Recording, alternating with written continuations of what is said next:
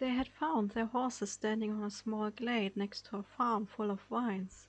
Dean had promptly searched the bag for food. Luckily there still was enough for one meal, and lit a small flame to warm them a bit. A small tree gave them shelter as a soft drizzle filled the air. Dean had covered the ground under Melissa with his own coat so she would stay warm. Nathaniel had smoked a cigarette and fallen asleep, leaning towards the tree's trunk, his head pulled down over his face. The young man glanced one last time at Mary Elias, who sat smoking in the drizzle, looking at the vineyard. Feeling exhausted from his encounter with Father Johnson, Dean closed his eyes, breathing in the scent of his beloved's hair. He rose early the next day, careful to not wake anyone else. Mary Elias opened one eye, but made no attempts to talk or move. Dean walked a bit in search of a suited piece of wood or stone.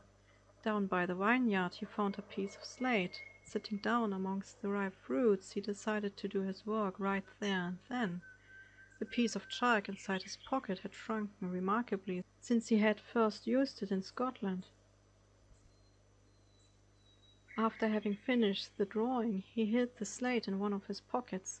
Seeing the sun rising high, the young man decided to head back, plucking enough of the sweet fruits on his way to the others. The wet night was followed by sunny weather. The evaporating water made the air moist and difficult to breathe. Approaching the hill, Dean saw his friends already eating. Mary Elias had gotten his hands on bread and cheese, together with some water. After weeks of cans, Dean savored every bit of it. He felt a bit more at home now. They were at least on the same continent again. Nathaniel, on the other hand, was as suspicious as the first day they had met. The unknown area made him visibly uncomfortable. Dean couldn't blame the old soldier, who probably felt as alienated as the couple did in America. Mary Elias, on the other hand, seemed as indifferent as always. Not in a cold way. It was the typical confidence the demon wore wherever he went. Dean suspected it came from the fact that their supernatural friend wasn't human, and he wondered if he ever missed heaven like the occultist himself missed London. "Where are we going next?" Nathaniel asked the others while puffing his cigarette. "There's one last ingredient we need," Mary Elias answered as he lit one for himself. "That herb could be anywhere. How are we going to find it?" Melissa uttered, sounding discouraged. Wrinkles showed on her forehead as she pondered on the question. "It's Death's herb, right?" Dean said, smirking slightly. "Let's ask him then."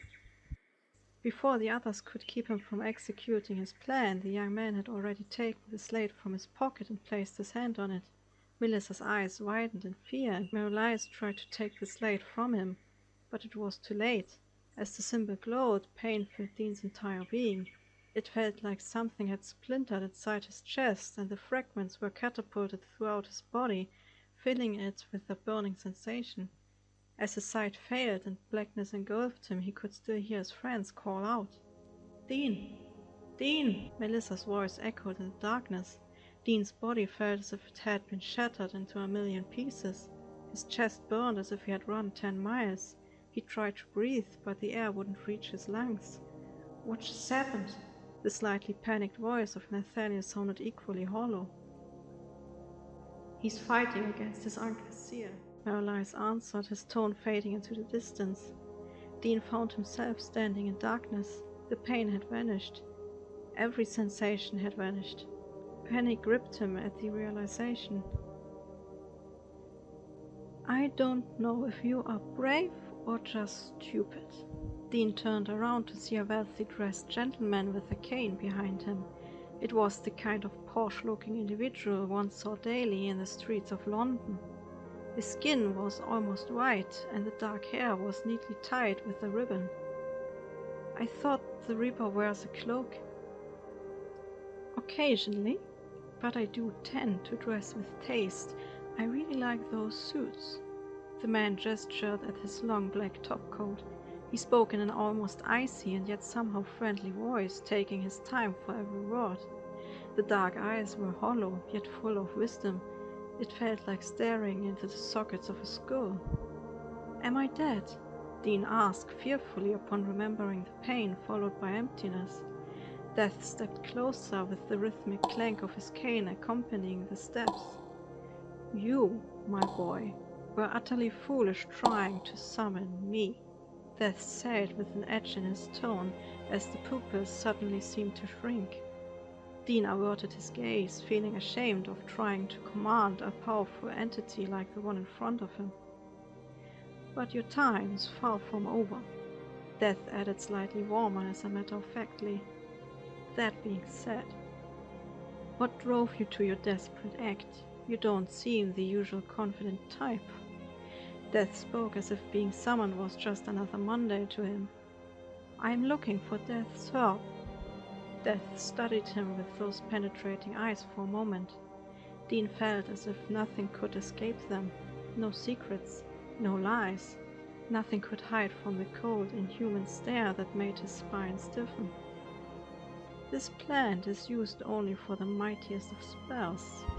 Something that might kill you. I need to get to hell, to help my friend.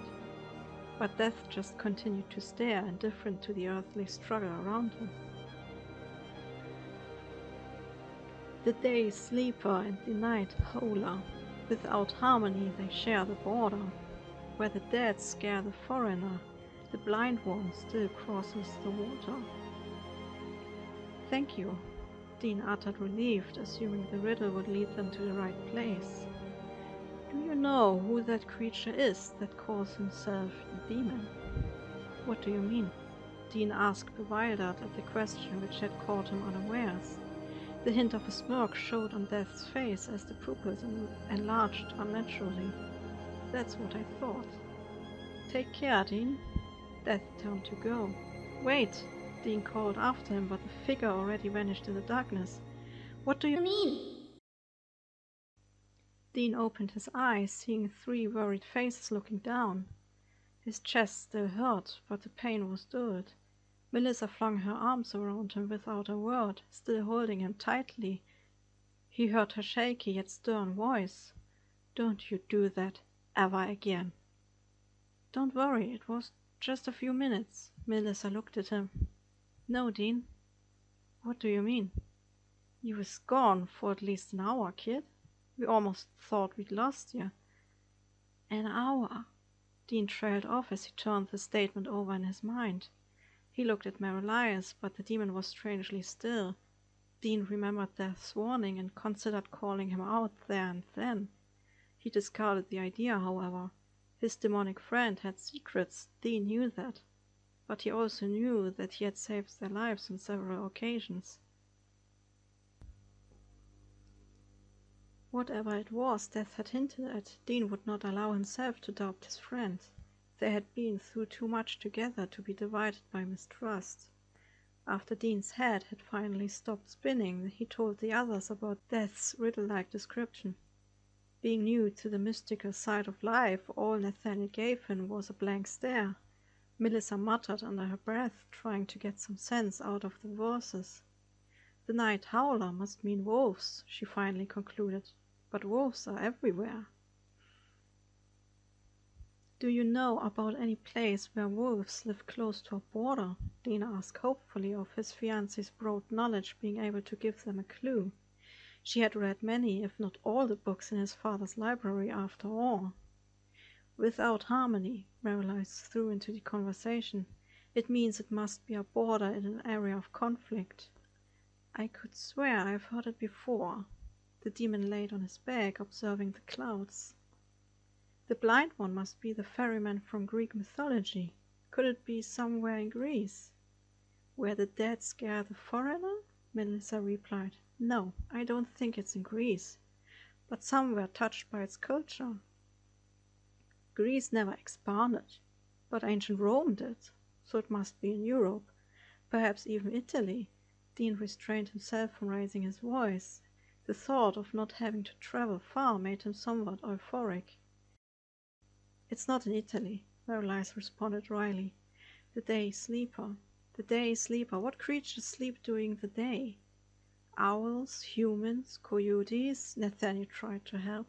Thanks, mate, but I meant more the kind of entities not described by Darwin. Werewolves? Ghouls? Dean continued to ramble. "Werewolves!" Melissa exclaimed. "Werewolves howl at night." Dean made a mental note and kept thinking of creatures of the night. He had something in mind, only the name didn't come to him. Trying to find the needle in the haystack of his consciousness, he scratched his head. Bats. "Nasty bastards, I tell you. Used to live in my barn." At once Marilyse sat up in one fleeting motion. "Bats! I know where we have to go." In the same instant Dean remembered the name. The Day Sleeper was a vampire. And there was only one place vampires and werewolves lived close together. They would have to go to Romania. Marilyse tilted his head when Nathaniel held out his hand. "I gave you a clue. $10. The older man grinned triumphantly. "Sneaky bastard," Marilyse said in playful defeat while fishing $10 from his pocket. "I learned from the best." A smug grin was the cowboy's expression as he chuckled, and Dean wondered if his two friends would ever stop with their childish game. They decided to mount the horses and be on their way. Romania would have harsher weather than Rome, and winter was not far off. Furthermore, did their demonic friend have a point when he feared more demons might pursue them? Father Johnson had left a mark on Marilyse, even if he had tried to hide it. But Dean was enough of an empath to know how his friends were feeling. Nate might have become slightly cautious being in foreign lands, but Marilyse was clearly starting to look over his shoulder since they left the archive. Thinking about pursuers led Dean's thoughts back to his uncle, and he wondered why Edward hadn't sent anyone after Melissa and him. It was one more observation which confirmed the young man's fears that his uncle might be part of something bigger than just a family feud. Since he was the only one familiar with the geography of Europe, Marilyse took the lead with Armand. Nathaniel brought up the rear of his own accord, not bothering to hide the rifle across his back.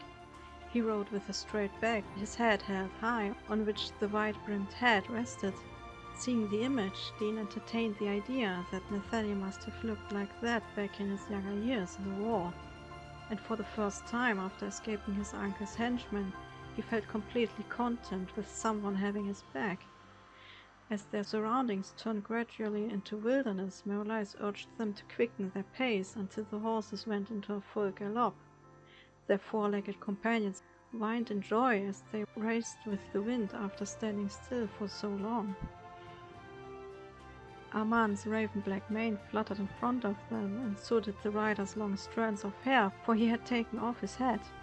Melissa rode by on her chestnut with a laughter Dean hadn't heard since the summer day they had spent together at Nessa's cottage. Her wavy hair, now loose, shone almost golden in the sun. The angel-like voice let the butterflies in his stomach scatter once again, and he signaled his own horse to go faster. The light grey stallion threw back his head in excitement before speeding up. Dean felt the wind hit his face and concluded he had never felt that free before. Behind him, Nathaniel uttered a heartening, enthusiastic, high-pitched, long yelp. It was a sound between a howl and a roar like one might hear from the Highlanders, flooding Dean's entire body with warm encouragement. Suddenly, the young man didn't find himself somewhere far from home in the cold, but among dear friends who stood up for each other. And despite his homesickness, he felt genuinely happy for knowing those three people.